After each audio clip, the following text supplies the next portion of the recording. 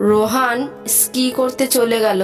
সে যখন ঘরে ফিরল, সে এসে দেখলো তার মূল্যবান জিনিসটি চুরি হয়ে গেছে। গোয়েন্দা মেহুল ঘরের বাইরে চোরেদের পায়ের ছাপ পায়। তিনি রোহানের প্রতিবেশীদের সন্দেহ করে এবং তাদের জিজ্ঞাসাবাদ করেন। তো প্রথমে রোহানের কাকাকে জিজ্ঞাসা করলো।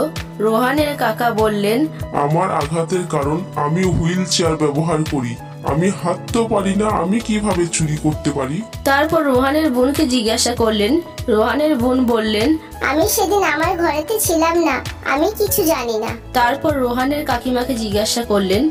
রোহানের কাকিমা বললেন, আমি বড়দিনের উপলক্ষে সেদিন নিজের ঘরটি সাজাচ্ছিলাম, আমি কিছু দেখিনি। তো বন্ধুরা, রোহানের মূল্যবান জিনিসটি কে চুরি করেছিল? রোহানের কাকা, বোন না কাকিমা? আপনাদের জানা থাকলে কমেন্ট বক্সে কমেন্ট করে জানাবেন। আর ভিডিওটি ভালো লাগলে লাইক, কমেন্ট, শেয়ার করবেন। ধন্যবাদ।